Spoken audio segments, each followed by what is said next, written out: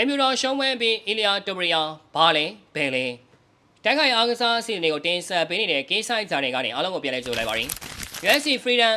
250ပွဲစဉ်အပြီးမှာ American Wine Fighter Justin Gaethje အနေနဲ့အသက်39နှစ်အရွယ်မှာပထမဆုံးအကြိမ် Lightweight Champion ဖြစ်လာခဲ့သလိုတပတ်မှလည်း Ilia Topuria ကတော့သူ့ရဲ့ Fighter ဘဝပထမဆုံးရှုံးနိမ့်မှုကိုကြုံတွေ့ခဲ့ရပါတယ်Gaethje အတွက်ဒါဇာမဘဝအမြင့်ဆုံးအချိန်မှာအနားယူဖို့အကောင်းဆုံးအဆုံးသတ်တစ်ခုဖြစ်လာနိုင်မလားဆိုတာစိတ်ဝင်စားစရာဖြစ်နေခဲ့သလိုရှုံးနိမ့်မှုနဲ့ကြုံခဲ့ရတဲ့ Topuria အတွက်တော့နောက်ထပ်ပြန်မဲ့ကောင်းတဦးက Paddy Pimblett ဖြစ်လာနိုင်ပါတယ်။ Pimblett ဟာလာမယ့်ဇူလိုင်လမှာ Benoit Saint Denis နဲ့ပွဲကြီးပွဲကောင်းတစ်ပွဲကစားဖို့ရှိနေပြီးအဲ့ပွဲရတဲ့ပေါ်မူတည်ပြီးတော့ Topuria နဲ့ Pimblett တို့ရဲ့အရင်ကတည်းကဖြစ်တည်ခဲ့တဲ့အားပြိုင်မှုကိုတန်တကာကြိုးဝိုင်းအတွင်းမှာပြန်လည်မြင်တွေ့ရဖို့ခွင့်လန်းရှိနေပါတယ်။စပိန်ဂျော်ဂျီယာနယ်ပေါင်း Ilia Topuria ကတော့ဒီပွဲမတိုင်ခင်အထိပြည့်ပြည့်စုံတဲ့ Fighter ဘွားကိုပိုင်ဆိုင်ထားခဲ့တာပါ။ Featherweight ရဲ့ပြိုင်ပွဲကင်းချန်ပီယံကနေ Lightweight တိုင်းပြိုင်ပွဲကင်းချန်ပီယံအထိဖြစ်လာခဲ့တာပါ။ Gaethje နဲ့ပွဲမတိုင်ခင်အထိ Topuria ဟာ Pro Fighter ဘွားမှာ12ပွဲမှာ12ပွဲဆိုအနိုင်ရထားခဲ့သလိုနိုင်ပွဲများစုကအလဲထိုးတွေချုပ်ကွက်တွေနဲ့ပြပြတသားနိုင်ခဲ့တာပါ။ Charles Oliveira ကိုအနိုင်ယူပြီး Lightweight Champion ဖြစ်လာခဲ့ပေမဲ့ပုဂ္ဂိုလ်ရေးပြဿနာတချို့ရှိခဲ့လို့ပွဲမထိုးနိုင်ပဲ Gaethje ကကြားပြတ် Champion ဖြစ်လာခဲ့တာပါ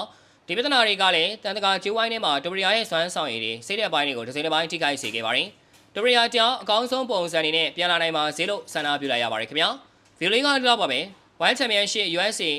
လက်ဝဲနဲ့ MMA သတင်းအကြောင်းအရာအစုံလေးကိုတင်ဆက်ပေးသွားမှာဖြစ်လို့ K-Site Channel လေးကိုလည်း Like and Follow နဲ့ Subscribe လေးပြုလုပ်ပေးကြဖို့အတွက်မေတ္တာရပ်ခံလိုက်ရပါတယ်ခင်ဗျာ။